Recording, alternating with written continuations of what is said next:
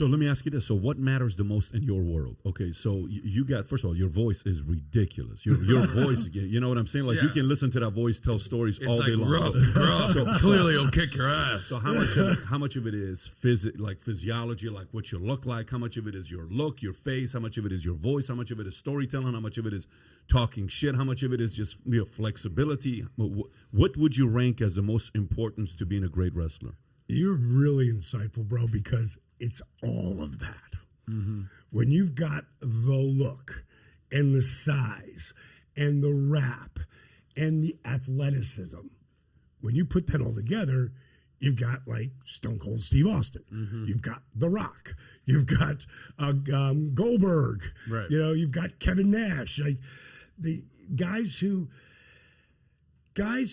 learn to just take themselves and amp them up. And Scott, because he was Big Scott Hall or he was Gator Scott Hall, he didn't really know how to be like himself and amp himself up until I'm managing him and we create that look I told you, with the black hair and a brush cut 5 o'clock shadow, which he had around 2, you know. Have you seen his beard? Of course. Can you pull him up real quick? It's amazing. He's got like a perfect. Yeah. And he Scott Hall. And try to pull up a picture of him with a mustache too, like an older picture, so you can see it doesn't look anything like the Type same in mustache. guy. Type in mustache next to it. Yeah, it's like a walrus mustache. Let's see. There, look at. Does that look anything like the other guy? Not at all. Not at all. Not at all. That's Scott Hall right there? That's Scott. That's Big Scott Hall. And when did he become Razor Ramon? Well, what happened was when I come up with this idea for the diamond stud, he's the one who calls me and says, you know, we could do that diamond stud gimmick, you know? And I said, well, you know, they didn't want to bring him in because he'd already been in. And once you've had a chance, you're kind of out. You know, like sometimes it's too early. And it was too early for him to get the big opportunity. But if you change his look. And that's what I told Magnum TA, the guy who told me I was too over the top for professional wrestling as manager. He said, you know, they've already seen him and they don't want to bring him back in. I go, Mags, what if I can completely change his look? He goes, what do you mean? I go, what if you don't recognize him? So he goes, just bring him up. Bring him up, we'll take a look at him. So I call Scott and I say, dude, I said, you got to, you know, they don't want you. And it just crushed him, you know. It's like, because he just got back from Germany wrestling there, and he can't get WWF, WWE, or WCW to call him back. But he's got me here, and I'm going, what if we change the color of your hair? I go, he goes, what do you mean? I go, go from like the blonde or dirty blonde hair to the blue black, like Elvis hair. And Honky Tonk Man had black hair like that. Honky Tonk Man was great. Yeah, but he was the only one who had that hair like that. It was Elvis, right? Yeah, of course. And then you bring on, you know, I saw Shawn, not Shawn Michaels. I saw George Michaels on MTV at 2:00 in the morning because I'm a club guy still, even though I'm staying with my buddy in Atlanta. I can't go to bed that early, so I see George Michael on, and he had this 5 o'clock shadow look. And I go, man, that looks amazing. So I pick up the phone and I call him. Dally, what are you doing, bro? It's 2 in the morning. My wife's pregnant. I go, come here. I got to tell you something. You're coming up tomorrow. Come on. Walk out of the room. I go, you got to shave the mustache. Shave the mustache? Like, dude, I've had this since I was 15. I go, just another reason. Shave the mustache. The Tom Selleck look is done, brother. It's over. We got to put the 5 o'clock shadow George Michael vibes. So the bottom line is he did it. No one recognized him. And it kind of freaked. Imagine you know what you look like. Yeah, of course. And you saw this guy 6 months ago. And now... Dude, that's the example right there. Look at that. Exactly. Nobody... It doesn't even look like the same guy. Crazy. Is he the one it's that like would getting say, out of the hey, 80s yo. into the 2000s. Hey, right. yo. He would say, hey, yo. He was the hey, yo Who guy. would say Chico? Who would say... Him too. Him too, right? He would say exactly. Chico. He was the guy. PBD, Yo. you know your stuff, bro. Yeah. Well, I mean, listen. I mean, I'm 43. This is my era. I watched... Who was your favorite wrestler growing up? Who was your guy? The obvious one is the Iron Sheik. but you got listen. I appreciate that. Yeah, I appreciate. Do you know that. what a stud Iron Sheik used to be? Yeah, that's what I hear. He was an animal, Yeah. bro. He was a 185-pound Olympic athlete. But he was no Sergeant Slaughter. Yeah, no, dude. So who was your guy? Another great guy. I would say, I mean, in my era, Lex Luger was always What good a to see him stud. coming What out. a You know, stud. who was the other guy? The Ultimate Warrior Yep. was Beast. You like the gym guy. I like the gym yeah. guys. Yeah, I like the. Listen, Goldberg to me that's a little later, but Yeah. Goldberg was insane to watch him. Nash, Sting. Who was the other guy? There was one other guy that was. I'll look him up. I'll see. But anyways, this was an era I was watching him. But you go back to your story on what you were talking about with him. So you change his look. So I changed his look. Yeah. And now I've got a 62 pink Cadillac convertible. That's what I drive at the time. And Aretha Franklin vibe. Let's see what it looks like. 62 Cadillac pink convertible. And we're driving. Scott didn't even drink back then. He smoked pot. And he'd be rolling. That's a 59. Got to get a 62. That's a 59. Tyler, it's a 59, you moron. What's wrong If with you you? if you put Diamond Dallas Page pink Cadillac, diamond cutter over it might there, come man. up over there. Jacked but up right now. He loved the movie Scarface. So he would be, smoking an herb and just doing one. There's a million quotes from Scarface. Our friend Mario does that nonstop too. And so what happened was when he went to the WWF, I'd heard, I don't know if it was true or not, but I'm pretty sure he told me that Vince wanted to make him like GI Bro not GI Bro, but an army guy. And he said, Vince, what do you think about this? And they went into the character, and Vince loved it. And then one of my very good friends, Gabriel Iglesias, the comedian, Fluffy. he said, Fluffy. Fluffy said he cried when he realized he wasn't Mexican. still loved. He's just a white guy? Hey, yo, He's a white guy. The white guy. But he played it so well. Oh, he played He it so played it well. better than Mexicans played it. I want to address one thing. We're talking about this, guys. I got to just hit it head on.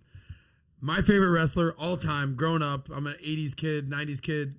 Straight up, it wasn't anything close to Hulk Hogan. I am a real American. I mean, are you kidding me? When you're a kid growing up and you're just like, hell yeah. I mean, Hulk. I mean, he's got his 62-inch python, whatever. No, look, there was an Ultimate Warrior. There was Macho Man Randy Ultimate Savage. Warrior, wow. Yeah. I mean, Jake the Snake, $1 Million Man, Ted DiBiase, Another great Superfly dude. Jimmy Snuka, Junkyard. Like, I loved wrestling, but nobody was Hulk Hogan. No, he was. Is he the GOAT? Who's the GOAT? Well, he And said what Ric hap- Flair. He said Ric I Flair's the gotta GOAT. say, Rick because you got to add the work in there too. Mm-hmm. Like Rick could do 60-minute Broadways, meaning he's going to wrestle for 60 minutes with no winner at the end.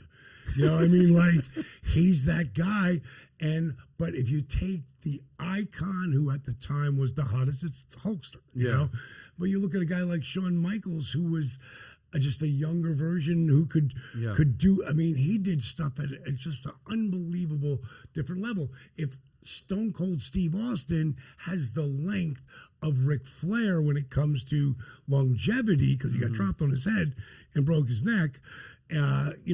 Maybe he's the guy because he drew money.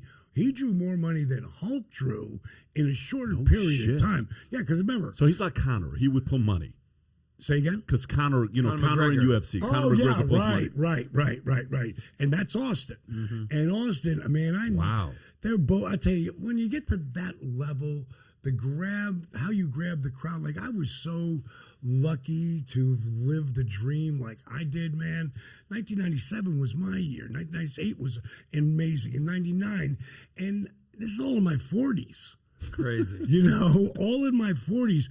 And what ended up happening, where the whole DDP yoga thing comes from, I'm working 270 plus days a year, hitting the mat.